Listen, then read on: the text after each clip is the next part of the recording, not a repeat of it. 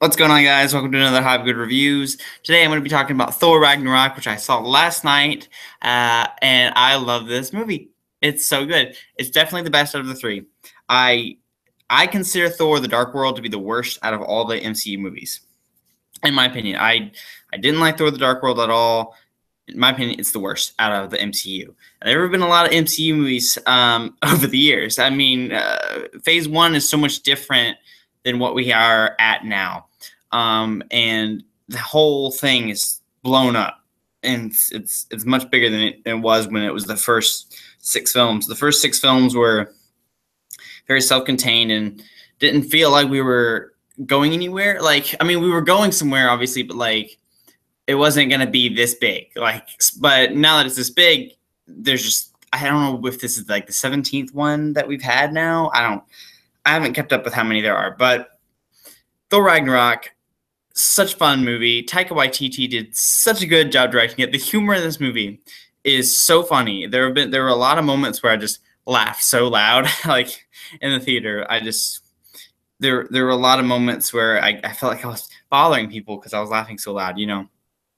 Taika Waititi is a fantastic director. One movie that I haven't gotten around to seeing yet, but I really want to see is What We Do in the Shadows. I've seen clips of it, and it looks really funny. And Taika Waititi looks like a master in comedy, you know, which is something to be admired in the MCU. It's something that the MCU should welcome. And Thor needed this kind of boost because, like I said, Thor: The Dark World was not good in my opinion, and the first Thor was okay. It wasn't great. It was okay. So this movie helped the Thor franchise overall, and performances were great. Kate Blanchett as Hela is a great performance.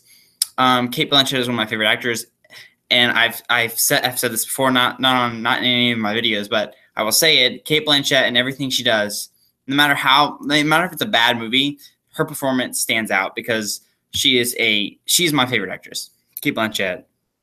And every single role she does, she nails it out of the park. No matter if it's over the top or if it's in a movie that's not great, she always nails her part. And once again, she does in this movie as Hela. Great villain. I think her performance is what's great about it, not necessarily the villain itself. But MCU needs a good villain. I mean, Loki was good, a good villain. We haven't had like a strong villain in the MCU in a while, and I'm hoping Thanos will be it. I feel like he will be. But Chris Hemsworth, Mark Ruffalo are great together. My favorite character in this movie is probably Hulk because he acts just like a child, like not a dumb child, but like a child would act when he's angry. And which is so funny, and it's the Hulk I wanted to see. I've wanted to see in a while is this cartoony Hulk, and they just nail it with this iteration of the Hulk. It's such a good movie. Out of all the MCU movies to come out this year, Guardians of the Galaxy, Spider-Man: Homecoming, and Thor Ragnarok is the best. I would say Thor Ragnarok is the best out of the three. I have to see Thor Ragnarok again before I confirm that, but from my first impression, Thor Ragnarok is easy the better of Guardians 2 and Spider-Man: Homecoming, which is not something I would have said at the beginning of the year. I would have said Spider-Man: Homecoming was going to be the best, or even Guardians, because of those properties. Because, like I said, Thor hasn't had the strongest franchise. So, but a pleasant surprise with Thor Ragnarok. Pleasant surprise. Everything is awesome in this movie, and I can't wait to see where they take the Thor character next, especially in Avengers: Infinity War, which is what they kind of set up at the end. Jeff Goldblum is being Jeff Goldblum in this movie, which, I mean, who could ask for more with Jeff Goldblum? I'm trying to think of a really big flaw, but I can't really think of a major flaw in this movie because there really isn't any that I can think of. But you guys check it out. Check out Thor Ragnarok. If you haven't already, go see it. Go see it this weekend. I'm not going to spoil. This is going to be a spoil-free review. I haven't spoiled anything. I won't spoil anything. Oh, Doctor Strange is cool in it. He's in it. You guys should probably know that if you saw Doctor Strange. but his little scene worked really well. Taika Waititi has a role in this movie that is one of the standouts as Korg. If you know Korg, he's from the comics, from the Planet Hulk comics. Everything's so good in this movie. Look, it's been a while. Okay, so I really liked Loki in the first Thor movie. He was one of my favorite characters in the first Thor movie. And I really liked him in the Avengers.